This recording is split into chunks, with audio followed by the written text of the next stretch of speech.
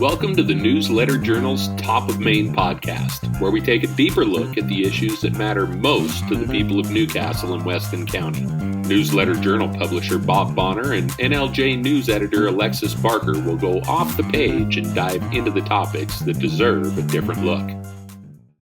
Welcome to a new episode of the Newsletter Journal's Top of Maine podcast, where we invite you to go off the page with Bob and Alexis to take a less formal look at the news from Weston County and Wyoming. I'm your host, NLJ publisher Bob Bonner, former Wyoming Press Association president and past government official and lobbyist. I'm now the editor in exile of the Newsletter Journal. You can follow me at Honest Bias on Twitter. You can follow me on Facebook also. My co-host is NLJ news editor Alexis Barker, a former Wyoming Journalist of the Year. You can see her work every week in the Newsletter Journal and on our website, newslj.com. Follow her and the Newsletter Journal on Facebook. She runs all of our social media, and that's all the time we've got for introductions, Alexis. Not only do you have a baby who's going to want to be fed and entertained pretty soon, so we're going to try and keep this one as short as possible, but I'm sure we're going to run to about an hour by the time it's all said and done anyways. But the title of this episode is How We're Saving the NLJ, and it is a reflection on the 8 Wyoming newspapers that died last week in Torrington, Wheatland, Guernsey, Lusk, Pinedale, Lyman, Kemmerer, and Evanston. And obviously people in Weston County rightfully concerned about the future of the newspapers there. And we're going to be transparent about our own situation at the Newsletter Journal. I think we have been forever, but we are doing a lot of hard, good work to save the Newsletter Journal, save a newspaper for Newcastle and Weston County. But we do want to get into this story about the 8 newspapers that died a week ago. And now I'm hearing already this morning, although I can't confirm any of it, that at least some of those newspapers are getting ready to publish this week already. I know there's other newspaper owners in the state, other members of the Wyoming Press Association that I've served with for years who have stepped in. All of us have been stepping in, trying to do stuff to make sure legal notices go out to see what can be done to save those papers. And I'm hearing this morning that for some of those papers, at least, it looks like there may be help on the horizon. Oh, that's good news, because those are a lot of communities that need their local news and wouldn't be able to get it elsewhere. Yeah, and we are seeing more and more of that all the time. I mean, it's tough in the newspaper business right now. We will not lie about that. The Newsletter Journal on cash flow is behind almost $40,000 this year, although we had a couple of accounting errors that contributed to that, so the number may be closer to 30,000 as far as where we are for a loss for this year. Now, I do have at least one grant and probably another coming in that are going to cover that for the rest of the year. And I am actively writing grants and sending up a nonprofit sector of our newspaper so that we can do some separate fundraising aside from our normal advertising and subscription revenues. It's something that's being done a lot with more modern news organizations, and it's something that I've been getting a lot of training on in the last year. And so we're working to keep the Newsletter Journal, and trust me on this, I said we're behind on cash flow this year. We paid all our bills. We are grateful that we have Rob Hicks as a primary owner. He's a much better businessman than mine. And the Buffalo Bulletin has loaned us the money to pay bills and pay people through the first half of the year, which is always the slow part of the year for the newspaper, until the grants come in the next month or two. So we are solvent this year, but we are having to change our business model if we want to stay solvent. I feel very confident that we're going to be able to do that. And we'll reveal more about that total plan. I've got some partners that I've got to work with on other grants and on setting up our fundraising arm. And once papers are signed and everything on that, Alexis, we'll go ahead and you'll be writing a great big story about the Newsletter Journal's nonprofit arm and how we're gonna keep a newspaper intact for Newcastle and Weston County. None of that was done for these 8 towns in southern Wyoming, though, as the Tompkins newspapers, Wyoming Newspaper Corporation, uh, shut down all 8 of those newspapers unannounced last Wednesday morning, the worst possible way to do it. The employees had no idea. As a matter of fact, the editor of the Platte County Record Times was on the phone with me the night before discussing some stories that she's been doing on the NextEra wind generation, proposed NextEra wind generation programs in Platte County and in that area. And she was talking to me about some potentially illegal meetings that had been held and some non-transparent actions on the part of maybe some local government officials working with NextEra and having meetings with NextEra. And she was wondering how to cover those. She had no idea that the next morning she was going to get an email telling her she no longer had a job and the newspapers didn't exist anymore. I mean, shame on J.J. Tompkins, the owner of those newspapers. Everybody's taking shots at him, and rightfully so. And thank God for the Wyoming Press Association and the publishers in that group. I've already mentioned Rob Hicks. There's this Wyoming Press Association is this great organization of publishers who really, really do believe in the importance of free and independent press in Wyoming small towns. And they've scrambled to do everything they can to cover up what was a travesty by J.J. Tompkins and just closing those newspapers unannounced the way he did. Yeah, it was pretty shocking. You were actually the first to tell me, but then the stories and the posts started coming out, and you hear about it happening, but seeing how good Wyoming newspapers are every year in at press event convention and interacting with those people, you just never thought that it would happen there. And I've talked to, one or two of the employees of those newspapers. And in the meetings I've been having in the last week with the other publishers, as we've discussed what we're going to do to keep newspapers in these communities and to keep the legal notices. Our primary objective as the Wyoming Press Association was to get legal notices from those communities and get them up on the statewide website that the Press Association operates so that they were at least getting distributed that way, even if there was no newspaper. But I'd been able to talk to some employees, and then talking to other publishers have talked to other employees of these newspapers. And understandably, a lot of these employees, when we talked to them, they were in tears, Alexis. But the thing that kind of chokes me up a little bit is none of them were worried about a paycheck. They were all supposed to be paid on Friday. I don't think any of them were. The email that they got on Wednesday telling them that they didn't have jobs anymore, effective immediately, said they would try to pay them, but I haven't heard that any of them got paid. But none of them who were crying were worried about getting paid. They were all crying because they were worried about their communities and what was going to happen to their communities. And they were working on important stories and they had important information they wanted to get to their communities. And they were crying in frustration because they didn't know how those stories were going to be told.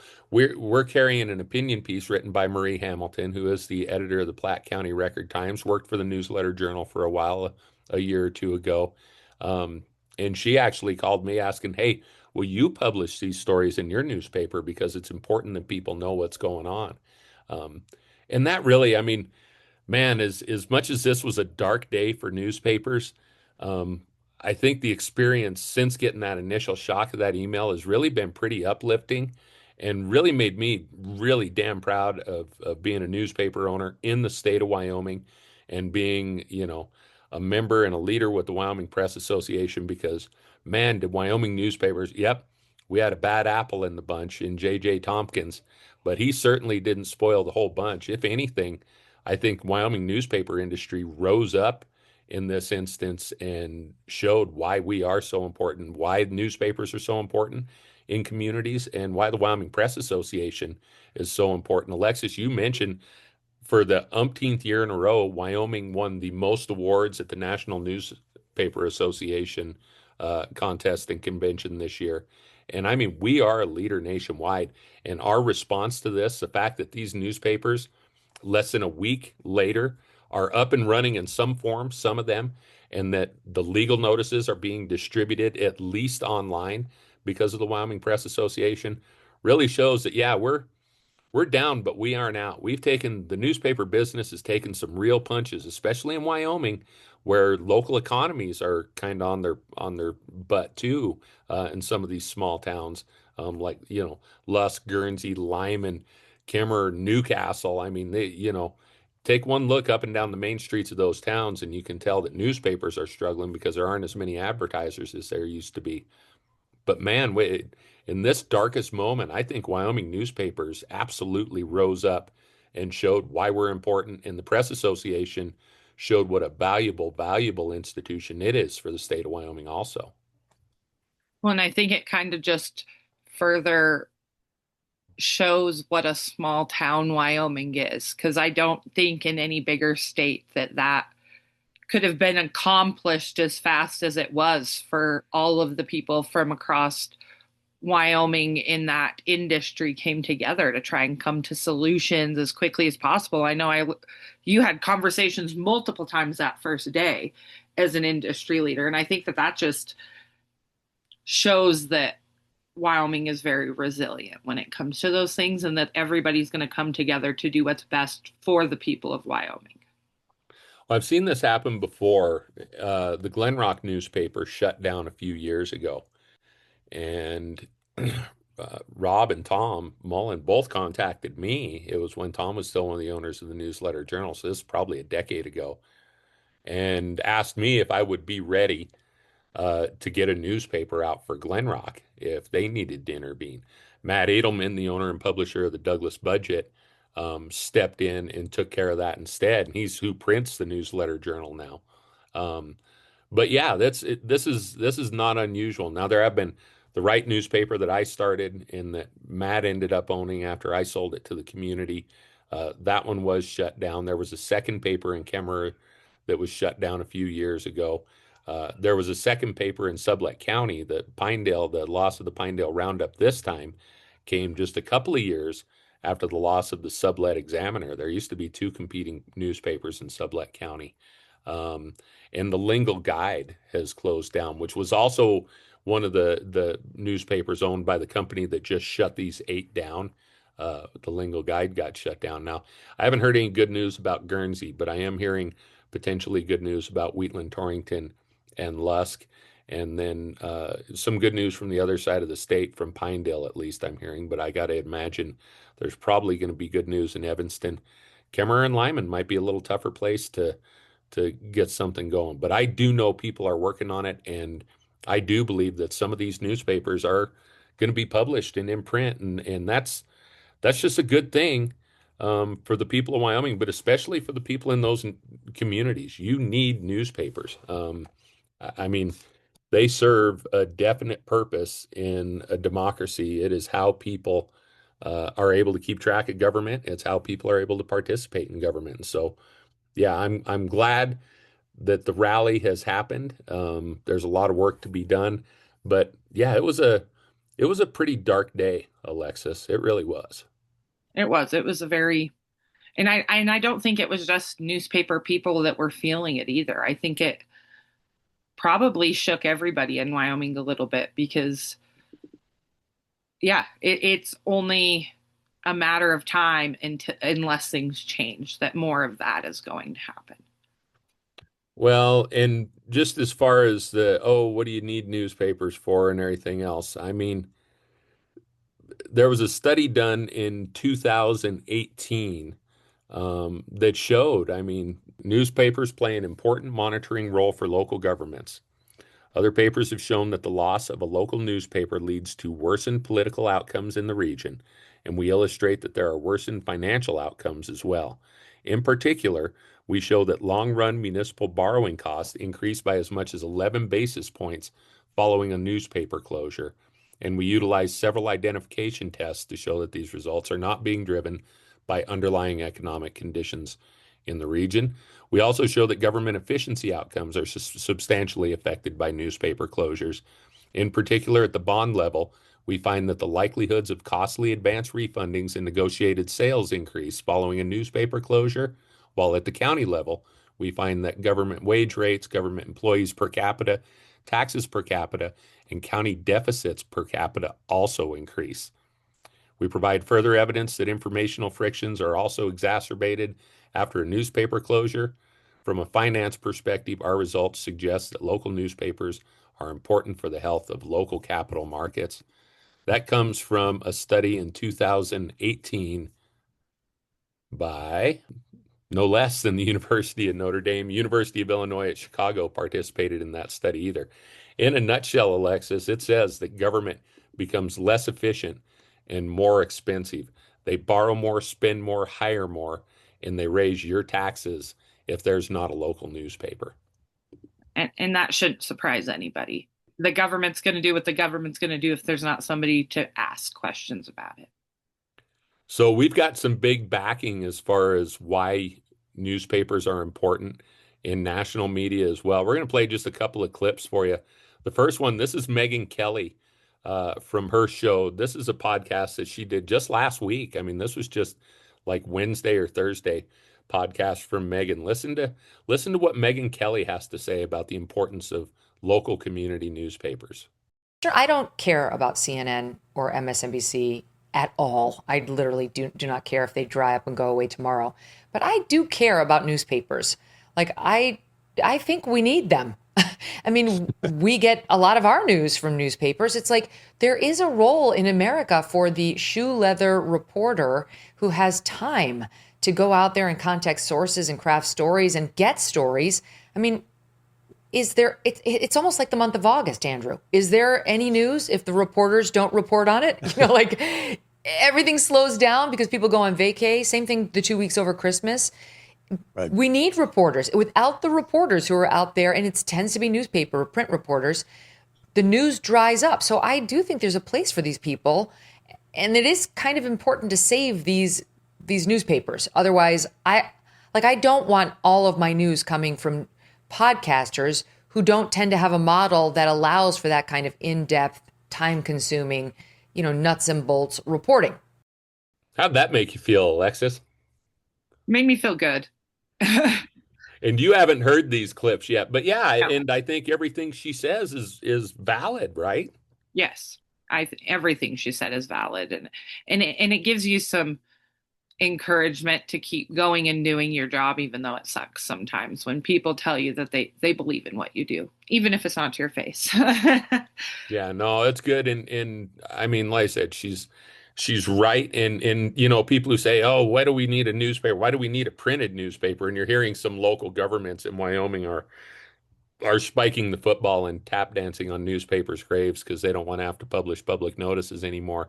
I mean, she just spoke to it right there. That people who say, "Oh, I get my news online." Well, invariably, that news started with a newspaper somewhere.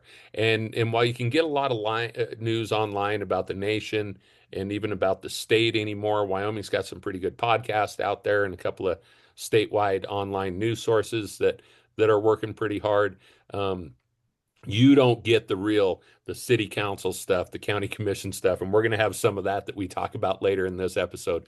You don't get that stuff without a local newspaper, and I think that's what Megyn Kelly is saying. Yeah, and that's it. I think it was back when the riots were going years ago, where I wrote that editorial telling people that the local sources are where you're going to get the real news and what's happening on the ground. And those are the people that you need to go to if you want to learn about a community. You don't want to listen to the mainstream media when it comes to those things. You go and you read the newspapers or you look at their online news coverage, and you want to go straight to the source. The less people of the information funnels through, the more real information you're getting. And if you don't have original sources, then nobody gets the story. I mean, and that's part of like I said, local governments like to complain about the 0.5% of their budgets they have to spend on putting public notices in newspapers. And you hear the talk about, oh, it's a newspaper subsidy and everything. Hey, at the end of the day, there's a lot of things about public. One, if it is a newspaper subsidy, fine. I mean, whatever. There's a lot of private businesses that do business for the government. I mean, does the heavy equipment company get a subsidy for putting gravel on a county road. No, they get paid for performing a service for the people of the county. Well, the newspaper gets paid by the city, by the county, by the school district to perform a service for the constituents, sharing public notices. The reason you need it in a printed paper is because it's permanent. The reason it has to go in a newspaper and not on a government website is because it has to be with an independent entity like the Newsletter Journal, who's going to question things and who is going to make sure that the authenticity in that public notice it remains, that it doesn't get changed, that it can always be verified. We fill out affidavits of publication that state where we sign saying, hey, this did run in the newspaper, this did happen, and then we preserve it online as well. So, I mean, there's an importance to newspapers, and yes, I'm hearing that a lot is, oh, newspapers are only surviving because of their public notices. Not necessarily true for the Newsletter Journal because the Weston County Gazette gets the majority of the public notices in Weston County because they're so much cheaper. But yeah, they're important. I mean, you take away public notices and you're going to see another 6 to 10 small Wyoming businesses close their doors pretty quickly. So I guess if local governments are into shutting the doors, they're already celebrating the closure of 8 Wyoming businesses last week. If they're into shutting the door on a few more, they can pull public notices out of newspapers, but it's the wrong thing to do. One, it's the right thing for communities, and local governments should almost be forced to support a local newspaper in their town just to keep the government themselves honest. And two, they are local businesses, and Wyoming's lost a lot of local businesses already. I don't think anybody should be celebrating the loss of more. And I'm on a pretty good soapbox because I'm always passionate about this, but let's listen to someone else who was on a soapbox. Last month, Charlie Kirk had Steve Bannon on his podcast. And Bannon was Charlie Kirk speaks at college campuses and whatnot. And they had a young audience. And one of the people in the audience had asked, hey, what do I do now as a young person to be informed about government? If I want a career in politics, if I want to make a difference when I'm older, when I'm an adult, what should I be doing now? And once again, Charlie Kirk and Steve Bannon talk about how important local newspapers are and community journalism is. Yeah. Do you have a hometown newspaper? That's such a good. That's not a trick question. You no, that's a reason. That's a great question. You should get your parents, or you should take part of your allowance, or if you're grass cutting, subscribe to your local paper. You should read your local paper. He gives great advice. The print edition, not the online. Read the print edition every day. You carry that around all the time, Steve. Yeah. All the time. Why? Because the only other person I know that reads more print newspapers than Stephen K. Bannon is Donald Trump. I read them every day, too. Donald Trump reads the New York Times, the New York Post, the Wall Street Journal, the Financial Times, and the Washington Post cover to cover every day, including the editorials, which very few people, and he marks them up for you and sends them to you. A print newspaper is still the best way to get information. If you want to learn how to debate, you got to know the world. The best way to know the world is to read your local paper, and I'm going to give you another hint, being a paper boy. When you get your local paper, like my mom used to do, put the front section away and go to the metro section. That's where all the great dirt is. So you read the metro section, and you will start to become so much smarter than the kids that are just academically debating. Right? It'll be common sense and street smarts. Really quick, last question. We got to welcome Secretary Nome. So yeah, Kristi Noem was the next guest to take the stage there. But boy, again, I mean, none other than President Donald Trump is committed to a printed newspaper. I mean, as fan clubs go, I'll take that one in the whole modern political landscape. Donald Trump, Megyn Kelly, Steve Bannon, and Charlie Kirk, at least in Wyoming, I guess. Those are some pretty powerful names supporting printed newspapers. They are. And I think that less people think about printed newspapers and they should think about them more. And hopefully those people talking about that on a more mainstream level will encourage people to go look at their local news racks and grab it and read it from cover to cover.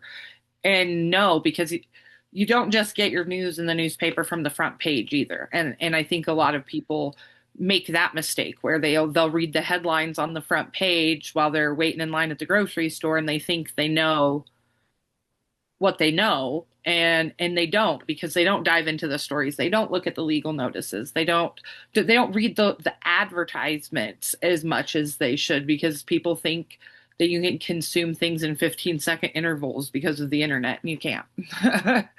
Well, and I think our whole newspaper is the metro section, right? I mean, Yeah.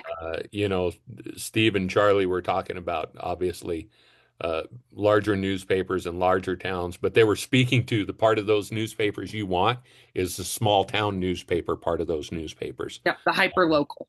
It's what we do. Now, that said, you know, we talk about saving the newsletter journal and how we're doing it. One of the things, there's a couple of things we're doing is one, we're moving people around, moving responsibilities around, and we'll talk about that in a minute because that is impacting our product a little bit.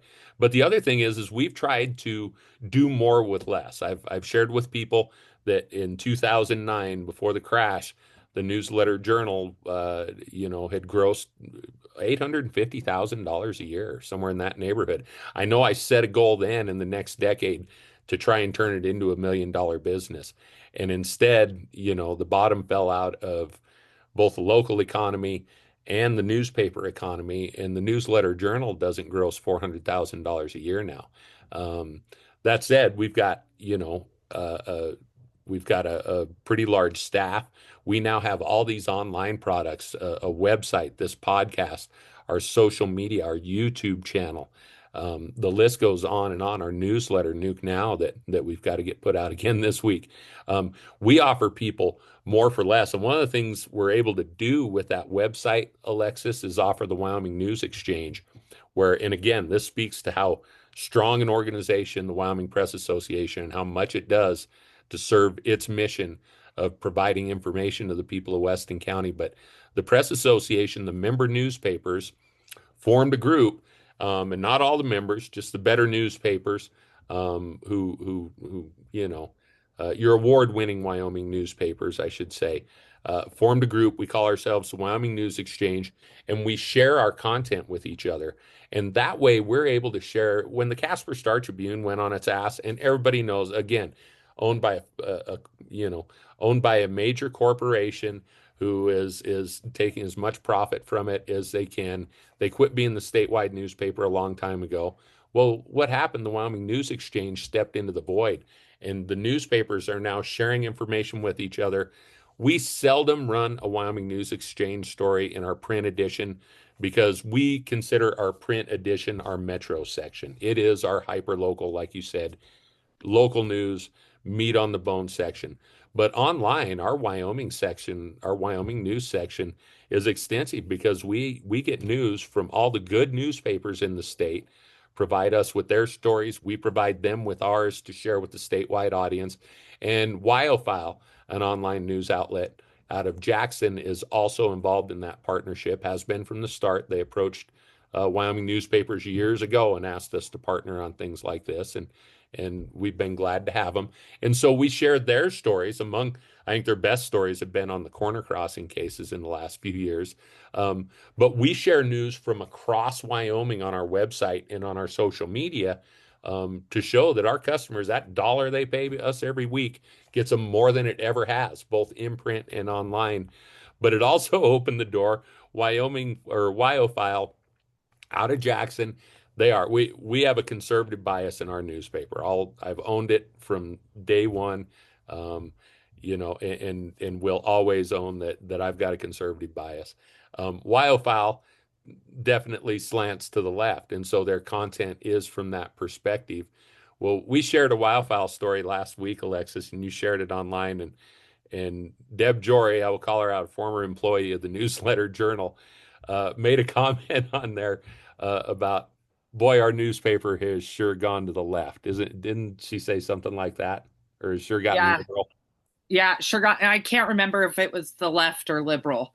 I was trying to think while you were talking about it. But yeah, so and that's the thing, and it just blows my mind because I feel like those people that get on, because there's multiple people or fake people that get on and comment some of the most ridiculous things on stories.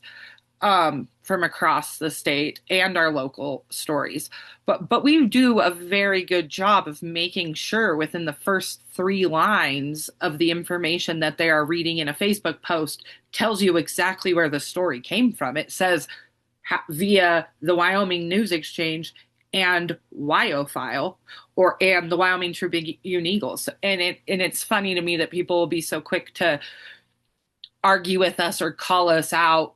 But if they would have just read the post, they would have known that we had nothing to do with producing that story. We were just sharing it as a piece from another Wyoming news outlet.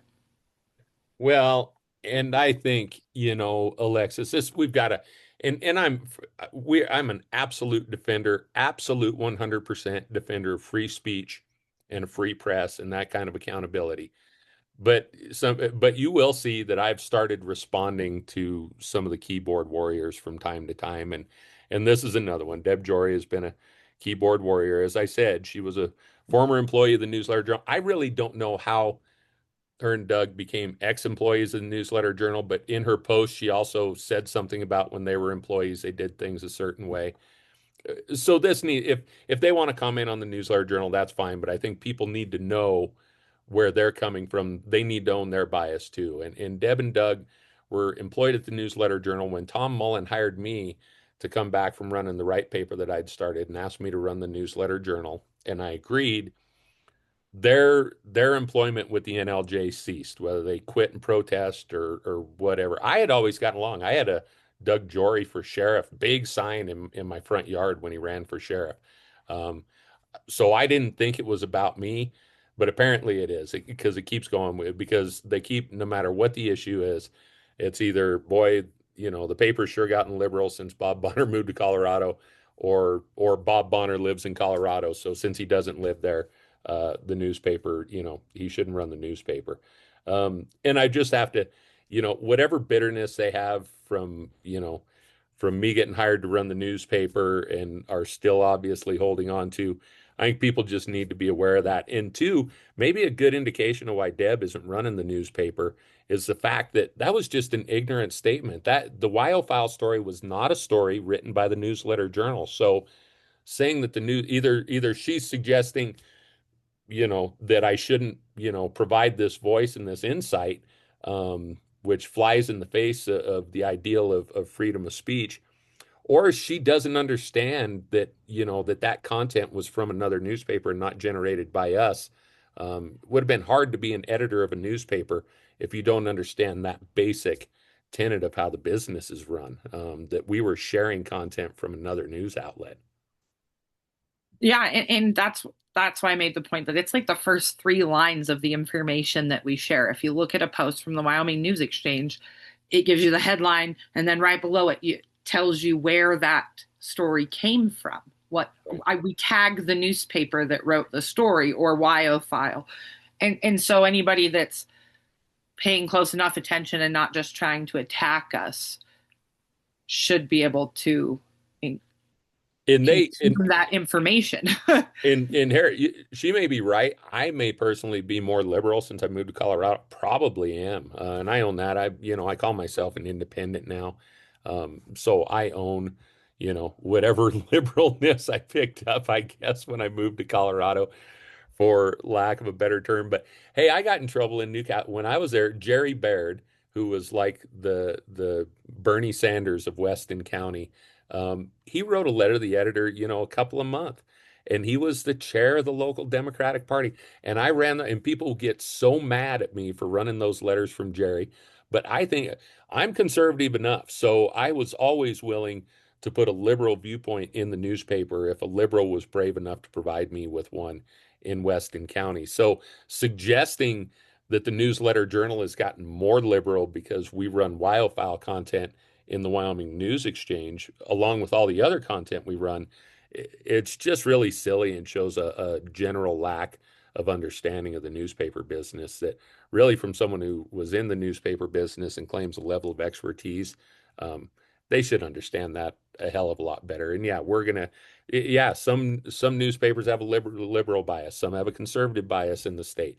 WyoFile, I would say, is definitely got a left lean, but it doesn't mean that everything they say is irrelevant. And we want to share as much news as possible with our people. That is what we always fight for, is getting information to the people so that they can make good decisions themselves when they go to the polls, when they talk to their elected officials, when they vote on issues and people.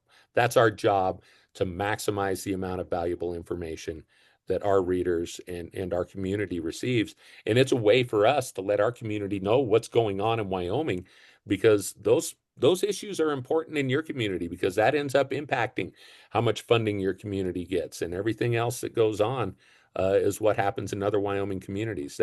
Wyoming is one big small town with really long streets, and those communities are all connected. And I'm really proud of what we do with the Wyoming News Exchange and how we share that information with our readers, including Deb Jory, who, man, they love commenting on our stuff. So apparently, I don't know if they have paid subscriptions, but they sure read it every week.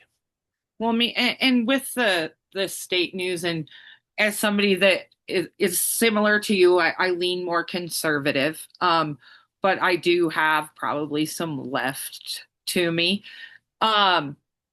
I would always encourage people to read stories and information from every possible source you could get, because I hate to break it to people, but yes, the people that lean more left in those news sources are going to present things that way, but so is the right. And in order to find a balanced, accurate assessment of what's going on, it's best to read more information. The more information you have, the better, no matter what the source comes from, where the source. And that's what we encourage, is information for everybody, and let them make up their own minds, which is the point we're going to hit after the break. When we come back, Alexis, we are going to talk about the county budget cover up. I'm still calling it. It wasn't blatantly covered up, and we may have not made that perfectly clear, but the county definitely did change the way it reports its reserves in its budget, and then refused to answer our questions when we asked them why they did it that way. And they had a pretty interesting conversation. We're going to go ahead and dive into that conversation when we come back to the Top of Maine podcast right after this. Decker's Market has been a family tradition that has proudly served Northeast Wyoming since the 1950s. It is a tradition that is sure to continue with the family's new superstore in Newcastle, where consumers can enjoy a modern shopping experience complete with a deli, floral and gift shop, and a full-service pharmacy. We invite you to sit down with friends and enjoy a cup from Cambria Coffee while you're in the store. And don't forget to pop in and check out the weekly deals at Bootlegger's Liquor before your shopping is done. Go Broncos, go Pokes, go Dogies, go to Deckers. We look forward to being a part of your family traditions for years to come. Welcome back to the Top of Maine podcast. Bob Bonner and Alexis Barker from the Newsletter Journal here to take a deeper dive into the issues that mean the most to the people in Newcastle and Weston County. We spent the first segment mostly talking about the 8 Wyoming newspapers that were suddenly and unexpectedly closed last week, and telling you about some of the steps we've taken to make sure the Newsletter Journal is able to stay solvent in what's a constantly changing and honestly pretty hostile business environment for newspapers, Alexis, from the fact that, newspaper economics, advertising dollars went away when the internet showed up, classified dollars went away, subscription dollars go away as people get more of their news online for free, even though we're the ones who are providing the news still. That has taken a toll on us. But also the economy in Newcastle and Weston County is not good. Drive up and down Main Street in Newcastle or Upton, and don't try to tell me the economy is good. The population is greatly aging. It's a lot of people on fixed incomes. There's not a lot of young families there. Look at your school enrollments. It's a tough place to run a small business of any kind, let alone a small newspaper. But we are taking positive steps to save the NLJ, Alexis. And even though we're behind financially this year, we do have a grant coming in that's going to make the year at least a push for us. Hopefully we can finish the year strong and remain profitable. We are setting up a nonprofit arm and going to begin fundraising within the next month or two. You're going to see that announcement. But part of that means that we've had to change. We have had to lay some people off. We closed our office supplies store that had been open on Main Street for decades, because that small business was clearly not cutting it. And it was part of what was pulling the newsletter journal underwater. And Rob and I made the decision, and it was a painful one. We'd been fighting making it for years, but finally in the last year made the decision that yes, it was time to let the office supply store go before it drowned the newsletter journal. And so we have had to cut staff and cut expenses this year. But all the while, we've been providing more to the community in the way of these online products with the website, the podcast, the newsletter, the social media, the YouTube channel, and everything else. But one of the things we're doing now with less people is showing up. It showed up last week or last couple of weeks in our products a little bit. I'm transitioning or trying to transition out of my editor role, because I'm going to have to become director of development. I've got to lead this fundraising effort, and just focus more on the business side of the business. That puts more pressure on you and on Kim Dean, who proofreads and does final edits as the managing editor in the Newcastle office, on my mom, our copy editor. And we made a mistake a couple of weeks ago, in one of Mary Stroka's stories, identified quotes from Tina Chick, trustee Tina Chick, on Weston County School District number 1 board. And we have to apologize for Tina. She is not on the board anymore. And I really, really have to apologize for not catching that in edits, because David had been texting me. I knew they were in Chicago in July because he kept texting me pictures from Wrigley Field trying to make me jealous. But I didn't do much of an edit on that story. I'm cutting back my editing presence, and there's a void there that it's honestly going to take you guys, you, Kim, and my mom, a little while to fill that gap. And we might need to have Walter and Donna and some other eyeballs on the paper at the end to help catch mistakes like that. We got it corrected right away, thanks to Kylie Shoemaker, for calling us out online that Tina Chick wasn't on the school board anymore. It was actually Dana Gordon who made the comments in the story, and there's going to be a correction in the print newspaper as well. We got it corrected online, but that is part of it, this fight to keep the newspaper alive. I hold myself responsible for that mistake because, yeah, it's in the midst of me stepping away as an editor, and it's one of the growing pains we're going to have. Well, and I feel silly for not catching it either, because I look through the stories as well, and I don't know if I've said this on here before, but I've communicated to other people, and when you are reading as much stuff as we do all of the time, sometimes everything just blurs together, and you're reading it for context and such, and it's really easy to miss a name because you wrote that name so many times before, or there's a lot of things that can go into it, and usually we have enough backstop that it gets caught, but then there's these times where everybody's just super busy and little things like that slip through. Well, and distracted, right? I mean, they had county fair going on, and Kim's trying to get ready to publish our county fair results edition. So she's talking to advertisers, gathering information. She's got grandkids who are active in the fair. Walter and Emily were at the fairgrounds shooting pictures, and that leaves Donna as kind of a one-man gang in the office, and she helps out too. But the newsletter journal spread thin, folks. And so here in another month or two, when we start fundraising, or, you can support us by buying subscriptions. I mean, I won't lie to you. We're going to get the newsletter journal saved.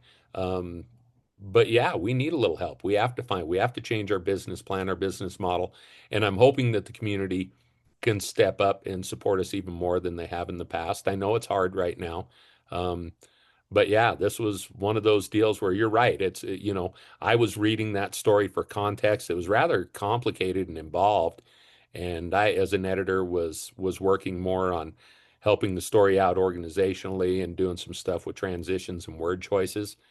And yep, I'd seen Trustee Chick in enough school board stories that it seemed right to me in the moment, and because that wasn't necessarily what I was paying attention to, and so I missed it. And like I said, and it's not the first time we've missed it all the way. When you put out thousands and thousands of words each week, you will make mistakes. And so it is some. I said I've never seen a perfect newspaper, but sometimes the mistakes are bigger than others. And we apologize to Tina, and this was definitely one of those cases. And we're gonna try to do better, but I will ask for a little forgiveness from our readers and a little bit of understanding and grace, and knowing that we have drastically less resources. I actually work my other job at the school district here on Tuesdays, and do the edits that I have on Tuesdays. I do them during my breaks.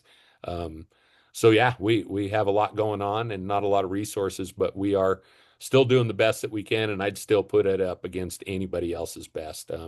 But that one, I apologize for that mistake.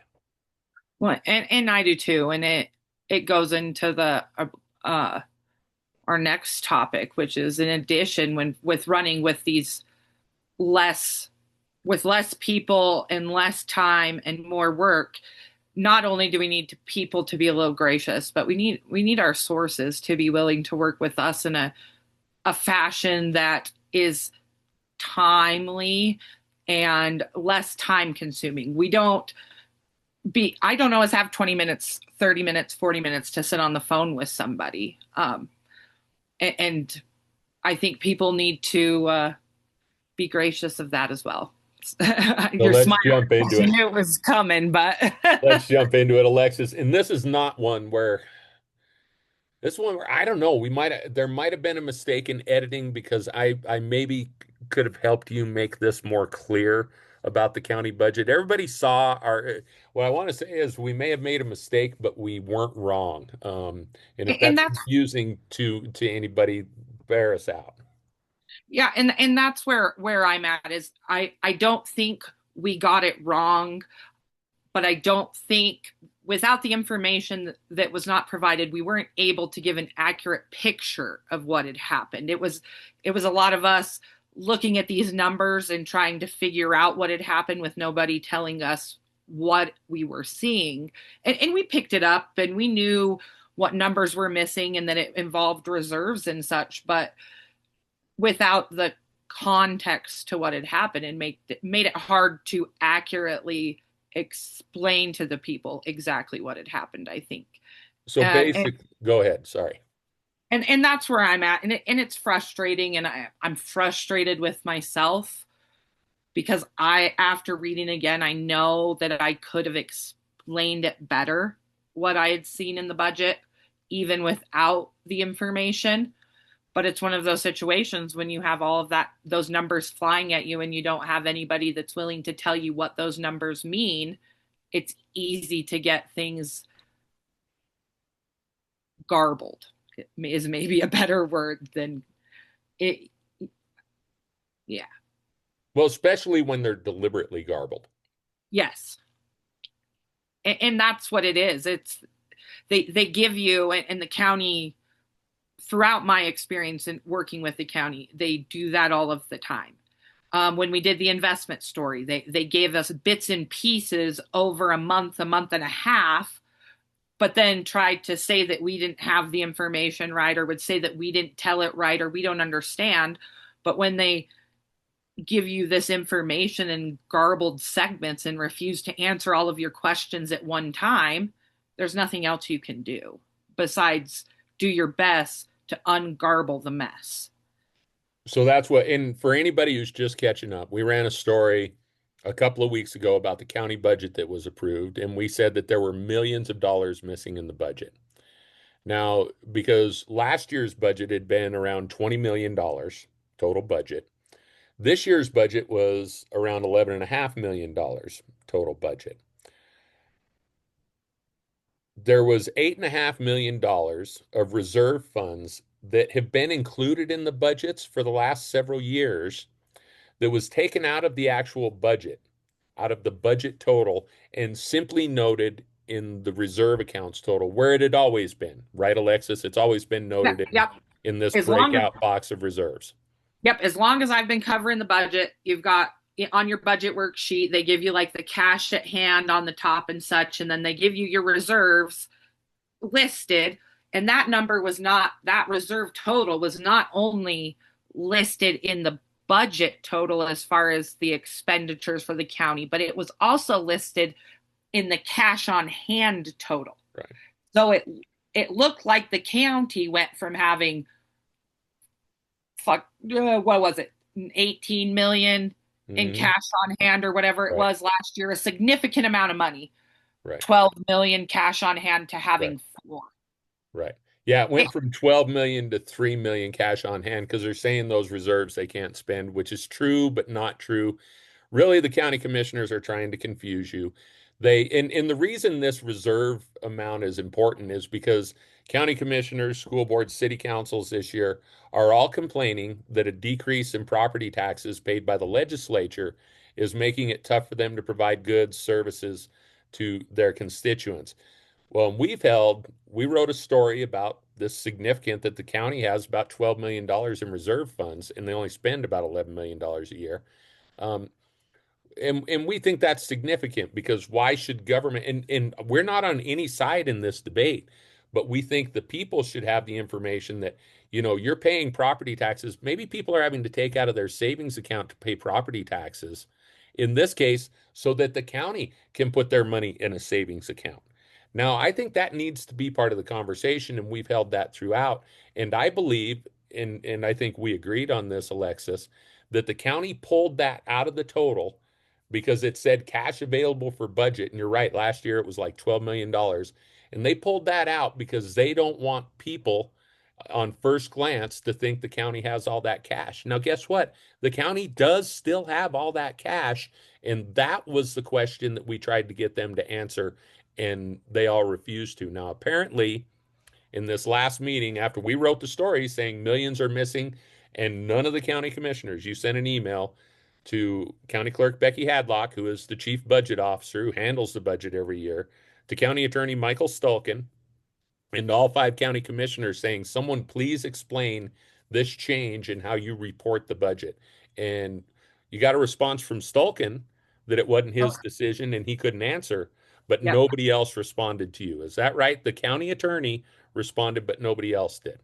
That is exactly right. He responded to say, I just want to let you know that I cannot answer any of these specific budget questions. And I responded and CC'd all of the other commissioners in this response and said, I'm only including you in these emails so you can see the questions that I'm asking and the lack of response from everybody else, because that happens all the time. I can send an individual single email to a commissioner with nobody else included or to Becky and they won't respond.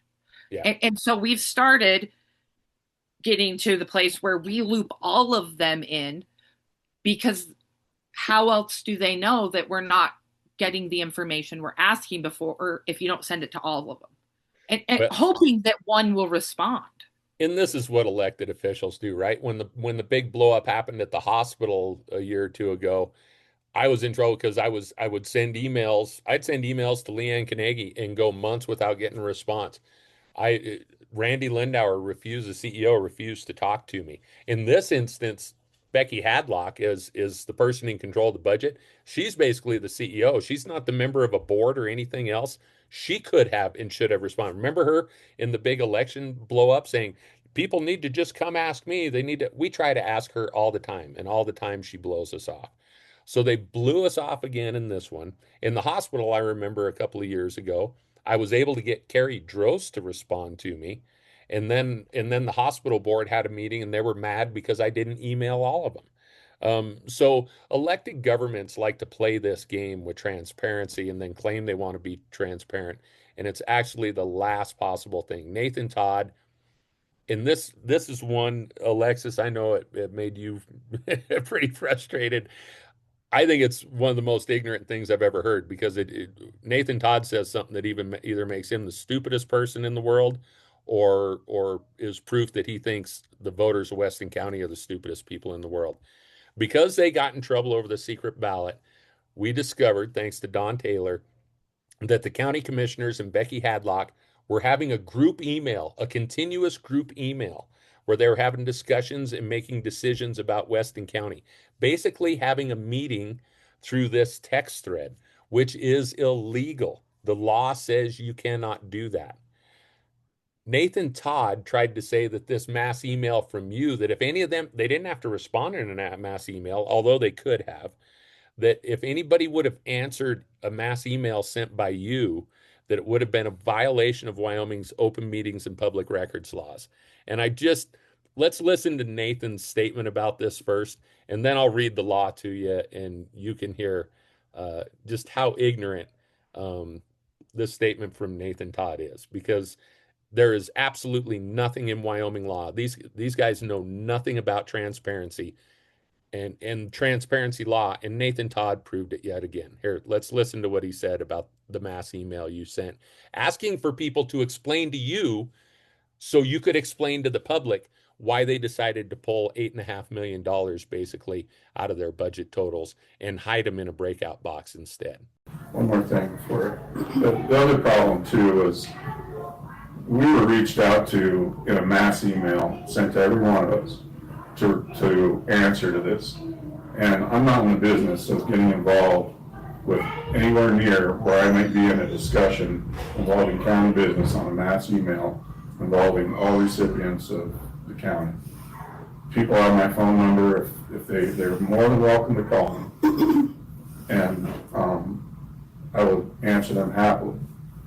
So he is claiming that he couldn't respond because it's against the law, and they did cop to breaking this law to have a mass email communication.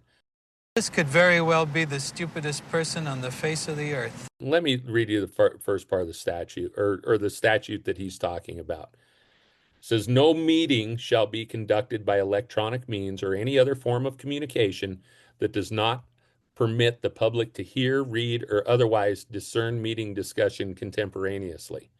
Communication outside a meeting, including but not limited to sequential communications among members of an agency, shall not be used to circumvent the purpose of this act. What that line says is that any communication you have must allow, the public must be able to see it. You were requesting information from them to share with the public.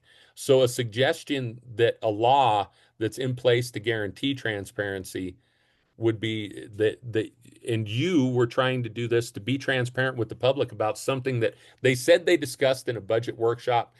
We don't carry those notices. I don't know. We missed a budget workshop apparently somewhere when this was said.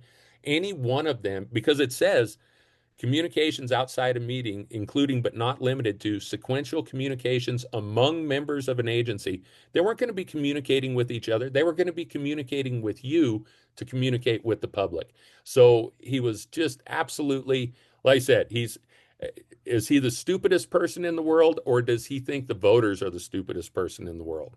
Alexis? Well, I honestly don't know, because they still run around and tell people that they won the lawsuit against us, even if you read the judgment, it clearly states that they broke the law. So part of me thinks it's just absolute ignorance and the willful attempt to completely ignore the intent of these laws to try and hurt the newsletter journal. And that is what I think it comes down to. I think if Nick Trandle would have sent him that email asking those questions, he would have got a response back. Yeah, they'd have probably bought him dinner. Well, what they could have done in this, if he's really serious about transparency laws, then he and Ed and Marty need to quit having lunch together.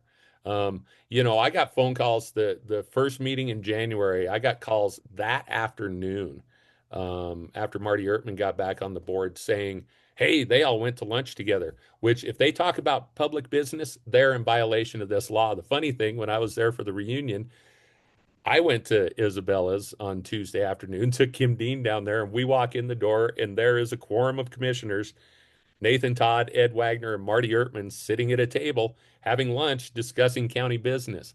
I didn't say anything. We're not sue happy. So for him to suggest that we didn't sue them about the secret ballot until we tried for over a year again to get them to explain the actions that were not clear publicly, who they voted for to fill Hans Hunt's House seat, We asked them for over a year and they hid themselves behind potential litigation. We didn't litigate until they refused to reveal the votes.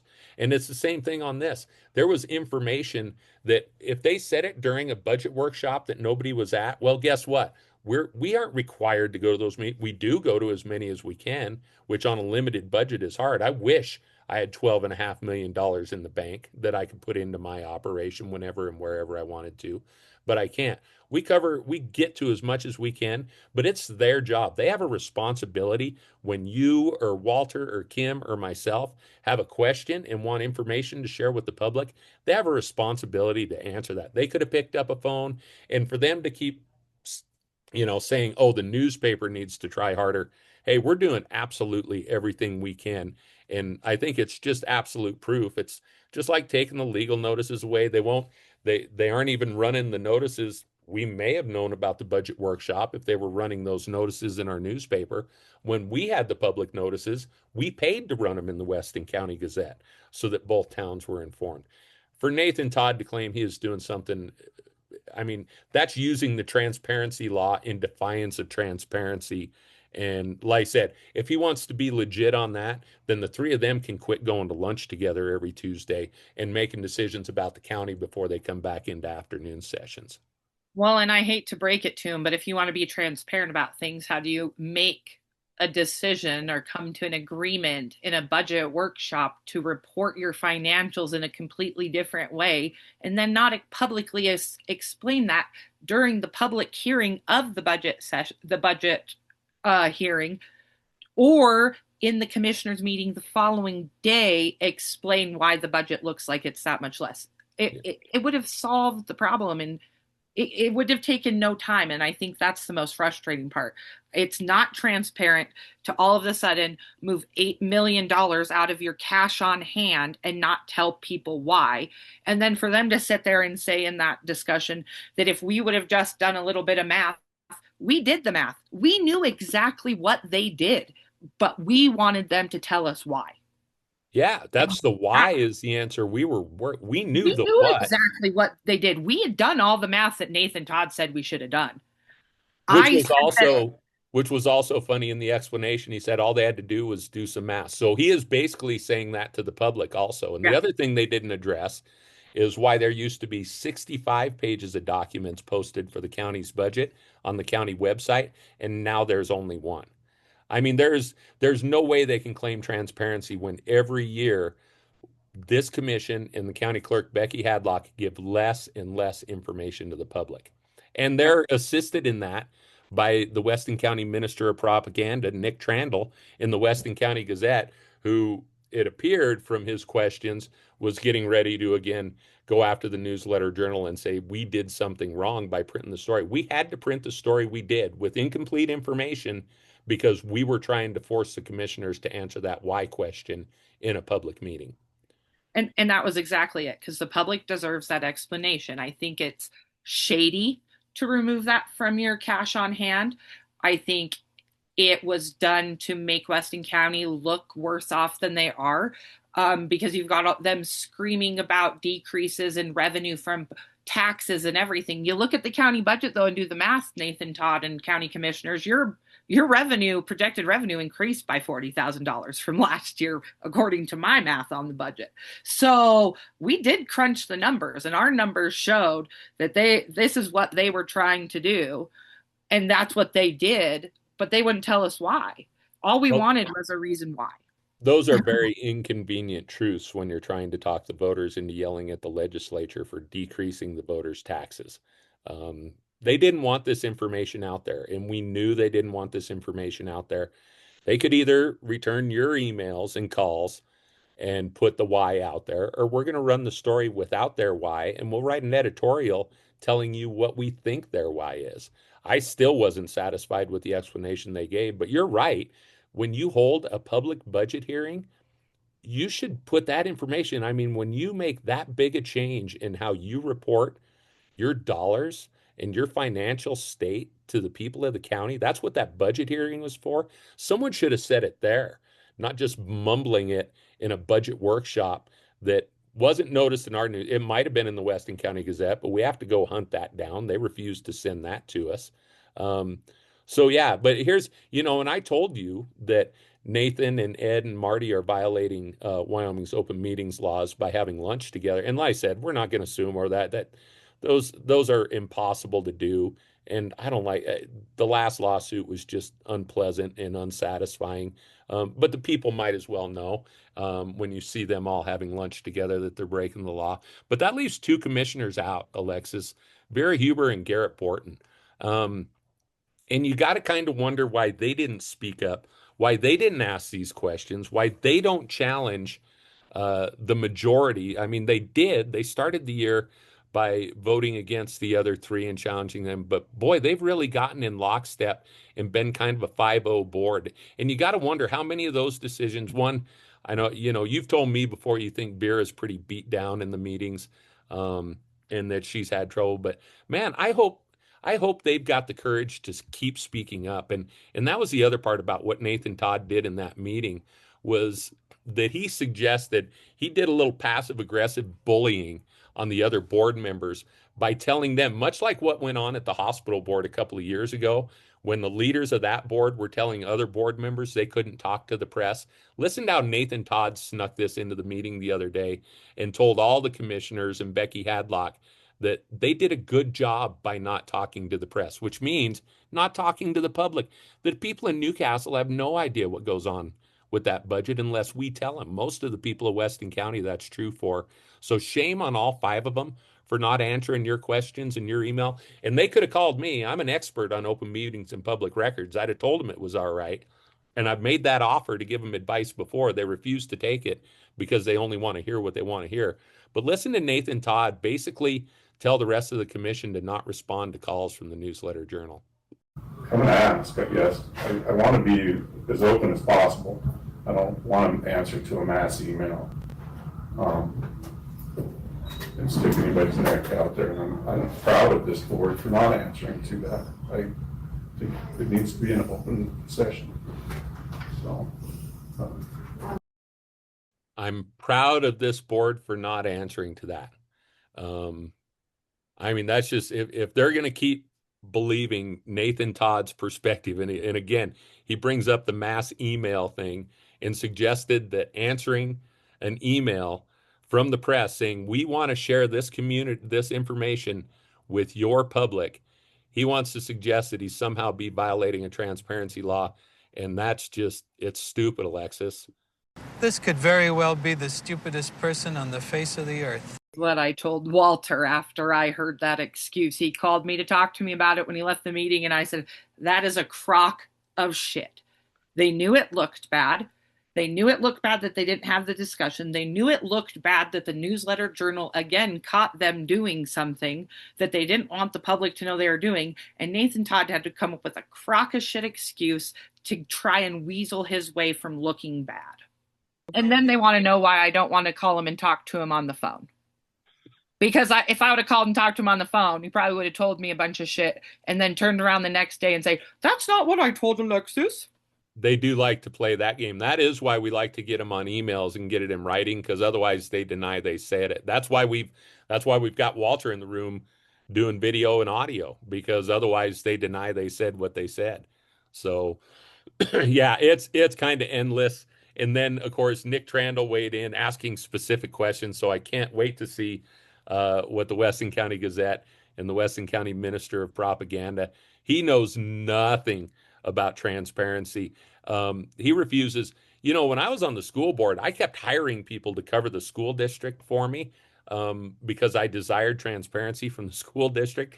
As the mayor of Upton, I mean, we keep having reporters try to contact him at his mayor's email for months, and he refuses to answer questions to us about the police force, about EMS, about business.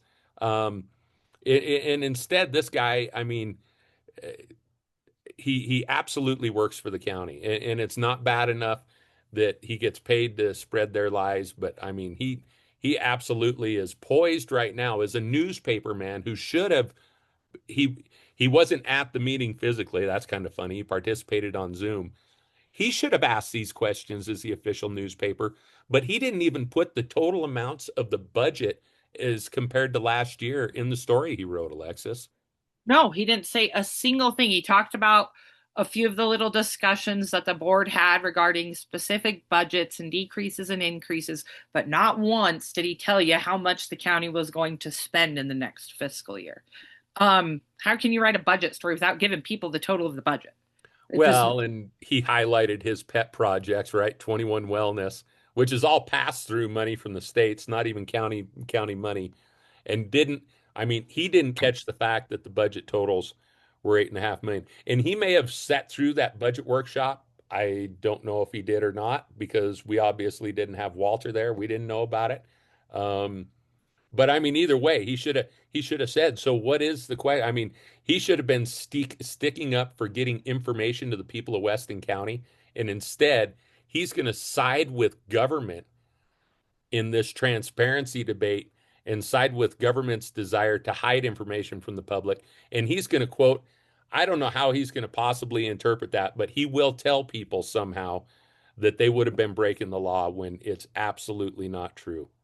Yeah, it's appalling and frustrating. And I'm glad that I don't have to talk about this year's county budget, hopefully again after this, and the story that's going out this week, that here is their BS excuse for why they did it, but they finally said out loud that this is why we did it. Yeah, it's just frustrating, and it's just going to continue. But you got to remember, once we force them a year after they use the secret ballots to say their reason for voting for J.D. Williams instead of Alan Slagle, that they'd had a year to come up with some real bullcrap reasons for that, right? And I think they gave the people a bullcrap reason the other night. I think they wanted to see, will we run a story? They thought, if we ignore them and we don't answer the question, they won't write about it. Well, we showed them, and they should have known better, that we were going to force that conversation one way or the other. But again, just like with the secret ballot, let's face it, they did the secret ballot because they didn't want the people of Weston County to know they voted against the Weston County guy. But they came up with all sorts of bullcrap justifications. In this instance, they hid that money because they don't want it to be part of the conversation when they want the people of Weston County to be angry about tax decreases, which that's a hard sell. It's hard to get people to be upset when you decrease their taxes, but that's what the commissioners are up against. And so they want a poor mouth, and they really don't want a $20 million budget. It's a lot easier to poor mouth with an $11.5 million budget than it is with a $20 million budget. Exactly. And that's what this was all about. And Nick Trandle, again, the Weston County Minister of Propaganda, is going to trot out the company line. He's probably going to make some stupid bullshit accusation of transparency violations because of the use of a mass email, which, again, they can turn around and mass email that to everybody because we were getting the information to give to the community. And in law, it says your intent has to be to conceal information from the community. But it just goes to show Nick Trandle likes to claim that he's unbiased and that the Weston County Gazette is unbiased. No, they're not unbiased. They just lie about their bias. They're biased to support local government. Guess what? The Newsletter Journal, because of my experience, your experience, we have a bias. Our bias is we don't trust local government. And so we verify everything, which is supposed to be the inherent bias of any news organization. So I'm going to play, this is going to be another one that makes you feel good, Alexis. I've got another Megyn Kelly clip because Megyn goes into the question of bias in the media. And I think basically says what I do. What media needs to do, what readers want, is to know what your bias is and then give them the information. They can at least understand what it's coming from. Listen to Megyn. We used to be much more partisan and openly partisan in our journalism and our media, 100+ years ago, and we survived that just fine. And we will survive this just fine too. What the audience wants from me is my authentic self and no filter. What they can smell from a mile away is a phony. So they have no problem with me endorsing Trump, even if they don't like Trump. What they would have a problem with is me pretending I don't have a horse in the race and going out and trying to deliver the news as though I'm completely objective and I'm just as open-minded to Kamala as I am to Donald Trump. So I thought that was interesting. The other point Megyn made, in addition to stating that, as a news person, we all have bias. That's what I've always said. Bias is human nature. And if you tell me you're unbiased, you're either a liar or you don't stand for anything. And I don't want anything to do with you either way. And so Nick Trandall's claims and his mom's with the Weston County Gazette that the Weston County Gazette is unbiased has always offended me. And Megan's right. What people are smarter than that. And that's what Nathan Todd better watch out. I mean, people are not stupid. I don't think he's stupid either. But what he said was really stupid. And counting on the stupidity of the people is a stupid plan as well. And so I think Megan raised the other interesting point that the media used to own its bias and used to fight with each other. The media back in the day of the Revolution, the Civil War, there were opposing viewpoints being expressed by newspapers across the country, and they absolutely battled. And so I'm comfortable with that perspective with the Weston County Gazette, but I do think it needs to be called out that they definitely have a bias. The bias is just to support and defend government at all cost. And again, I hope the people don't listen to Nathan's bullcrap explanation, but even more, I hope Garrett and Vera stand up. They need to know, do not listen to Nathan Todd or Becky Hadlock on the issue of government transparency. They're terrible at it. They don't want to be transparent. And everything they do is actually designed to hide information from the public, which was exactly the case in this last go around, Alexis. We did have a win on the transparency front, though. County Attorney Michael Stulkin has begun sharing reports with us. He shares with us documentation and paperwork via email upon any conviction, felony conviction in Weston County. We had our first story go out a week or two ago. You got another one going out this week. Michael was fair about it. I see he supplied the information to the Weston County Gazette also, although it was the Newsletter Journal who had to fight to get it. And we used the budget conversation and proposed budget cuts to his office to suggest in an editorial that we'd been asking for that information and he should share it with us so we could share it with the community. And I want to tip my hat to Michael Stulkin. It's been a strange couple of years with him. He advised the commissioners that they could do the secret ballot, but then ended up not representing them at the end on that. Joe Barron, the county attorney from Crook County, came down in the middle of the budget debate and suggested he had read our email and suggested the newspaper could go track those papers down themselves and sort of hover over the courthouse. I've already told you the newspaper doesn't have the budget. I can't hire more people to do more stuff.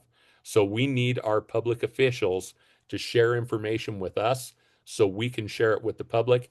Hats off to Michael Stulkin for sharing that information with us. Brooke De La Rosa, his administrative assistant, does a great job, gets us the information.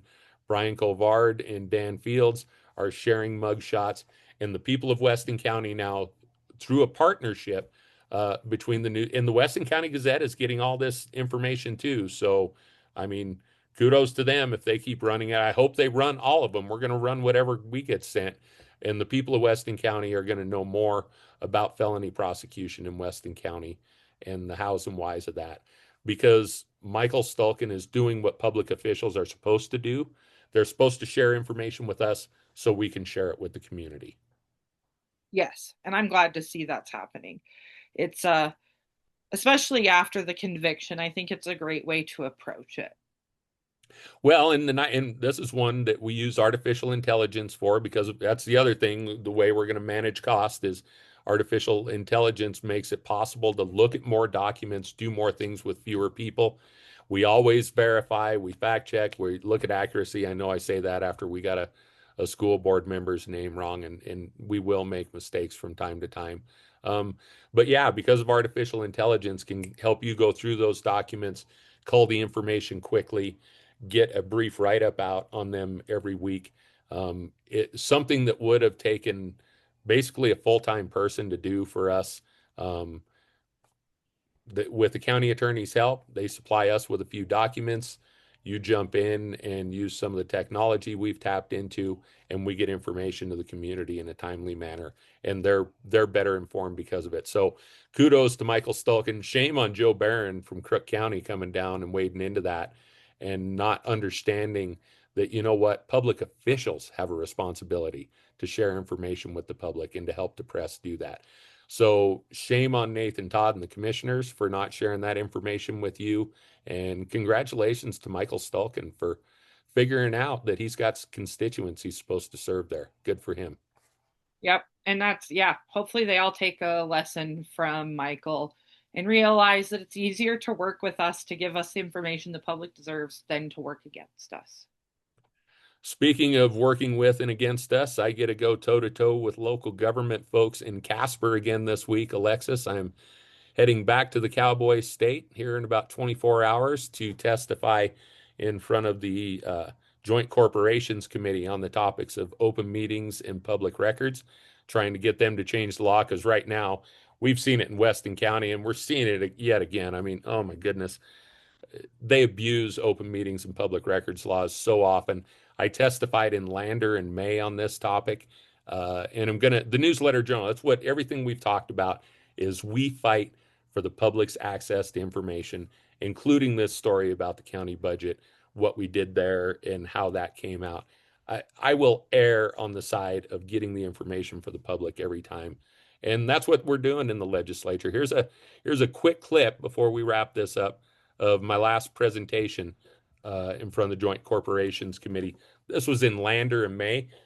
Give you an idea of some of what we'll be fighting for in Casper this week. Finally, as a final point that I'd like to make for why I think the situation has only gotten worse instead of gotten better, is that the law, the way it's currently written, encourages local governments to take an antiquated approach to their public records keeping. By that, I mean they've had 7 years since the last conversation. There was 7 years in the 6 or 7 years in the conversation prior to that. And many of these local governments are still operating websites that contain no information whatsoever. There's no requirement, there's no motivation. Quite honestly, given the amount of time that's elapsed since the last time I was in Lander having this conversation, I know my own website's been updated several times and we include a lot more information on there. There's no reason for the public to have to request a lot of this information anymore. But a lot of the entities have not advanced to the point where they're just automatically putting things on their website. In Weston County, as a matter of fact, they went backwards. During COVID, they were putting audio recordings of each commission meeting on the website. After COVID, they just stopped doing it. These local governments have actually become less transparent in the last 5 years. And I think if there's more teeth in the law, and if you remedy a situation where they just send the public away, send the public away, send the public away, by forcing them to actually comply with these records requests, that's one way to manage the cost of records requests in government. Just make your records available, scan your vouchers and put them online. Make your records available to the public, record your meetings, put them online. A lot of things the legislature's already done, a lot of things state agencies are already doing. And I think that's why state agencies aren't having the conflicts that local governments are. And I think with more teeth in the law, local governments will be encouraged to actually modernize, organize, and update their own operations.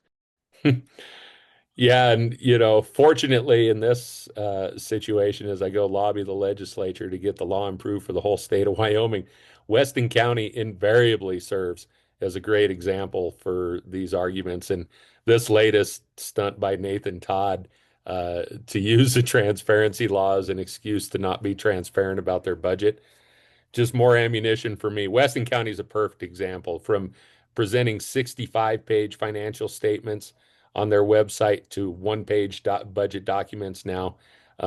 Governments have grown less transparent in Wyoming, but especially in Weston County.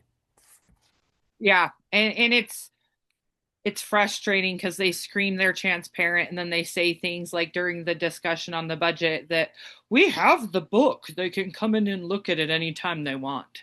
So you're supposed to go and sit the courthouse for hours and scroll through hundreds of pages of budget documents when you could upload them online and I could scroll through the PDFs. That's crazy. People don't have that kind of time, and to expect that people should have to jump through those hoops to get access to their public documents is mind-boggling. Yeah, and they make us jump through hoops just to keep the information from people too. So the Newsletter Journal going to keep fighting the good fight for transparency and for newspapers and for truth in government in Weston County and Wyoming, Alexis. I think it's all we can do. Sometimes it's not very satisfying. I know this whole county budget story has really, really ground you down pretty hard, but it's important work. And at the end of the day, I still don't think the community got a straight answer, but they weren't going to give you a straight answer either. It's just funny that they tried to dodge giving you an answer altogether and then had to come out in a meeting. And like I said, that whole, if we'd have answered you, we'd have violated trade. And you notice the one person they didn't ask was the lawyer in the room. Michael Yep. Stolken was the only one to respond to that email. The county attorney, they didn't even ask him. They only want his advice. They only want his advice when it agrees with what they say. And yeah, so in a way, it's kind of funny. We'll be able to look back in a month and probably laugh at him, especially after I tell the story to the corporations committee this week. But right now, I know it burns you. Yeah, it's frustrating, and it's just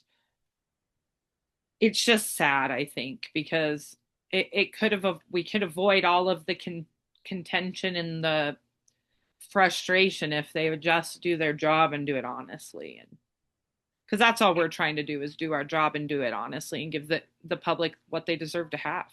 Well, and short of that, if I mean, and if it is all five commissioners who are now on board with this kind of obfuscation and this kind of just throwing mixed signals out and avoiding accountability and avoiding truth, then that's too bad. But I'm still holding out hope that there's a voice or two on there, or that someone has an attack of conscience and they decide. I think it's happened a little bit at the city level. I think the hospital is trying to be more transparent. There's growing pains for all of them. I know the school board meeting and executive session, 45% of the time is just ridiculous, and they absolutely need to get out of there. But I do think some of them are trying. But the commissioners right now, that was a joke. That refusing to answer those questions, and yeah, just so they can beat up on the legislature over property tax decreases and claim they're poor. They still haven't answered the questions suitably on the investments. As they keep saying, oh, some of them are encumbered. Well, yes, some of them are, but not all of them. And the ones that are encumbered, you might be able to spend right now and free up money in your general fund for other things. So I think that's all information that the public deserves, and we're going to keep fighting to get it. Yep, and that's all we can do is continue to fight and do our best job to give the public the most accurate and complete information available to us. And yeah, if you're a member of the public and you want to know more about this, again, you don't have to take our word for it. Go to our YouTube channel and watch these county commission meetings. Go on YouTube. You can also watch the legislative committee meetings. The one I'll be at, I am testifying on the 14th on open meetings, public records. We'll also be talking about local government associations and their future in Wyoming, things like the Wyoming Association of Municipalities, the County Commissioners Association. Those groups are under the gun because they use taxpayer dollars to lobby, and that's really not kosher. And I ended up being involved in that conversation. There'll be more of that on August 14th in Casper. And again, you can go watch the legislature's channel on YouTube and see those meetings. We'll throw up some links to the county commission meeting, the legislative meeting, so you can hear these officials say these things yourself and don't have to just take our word for it. Once again, we want to thank you for listening and venturing off the page with me and Alexis on this week's episode of the Newsletter Journal's Top of Maine podcast. If you enjoyed the episode, be sure to share the link with a friend or family member. And we also would love to hear your ideas for topics of the show. You can email them to editor@newslj.com or just drop us a line to tell you what you thought of an episode in the comments section of a Facebook post or something. Give us a call if you got my number. It's pretty public and out there. We also are excited to welcome guests to the show. If you'd like to honestly discuss an issue and be a part of a conversation and keep people and inform people, email me at editor@newslj.com and let me know. We'd love to have you on the show. So again, until next time, we want to thank you for listening and staying informed about Weston County, Wyoming, and your world. And pick up a copy of the Newsletter Journal this week. Support us with your subscription, support us with ads, support us by sponsoring our varsity club, some of our SIG pages, our fair results. Give Kim a call. We'll throw an ad together for you. You can sponsor our fair results issues coming out at the end of the month. There's a lot of ways you can support the newspaper and support your community. We always encourage you to go see Kim Dean at the Newsletter Journal, or again, email me, editor@newslj.com. We're going to continue to fight the good fight to give you the information you need to govern yourselves and to run your own community. And we're going to continue to fight the good fight for all Wyoming newspapers and really all Wyoming communities. Looking forward to heading to the legislature this week to do some of that. Thanks again for listening, everybody. Thanks to Alexis for taking the time away from her baby. And Alexis, you finally get to stick a fork in the county budget story. You don't have to talk about it again for a while. Thank goodness. That's Thanks. all Thanks for ripping the Band-Aid off and talking about it one more time. And thanks again to all of our listeners. Until next time, have a good one. Go to newslj.com/podcast to access archived episodes of our show. You can also follow us or subscribe on Spotify, Apple Podcasts, Buzzsprout, and other great platforms.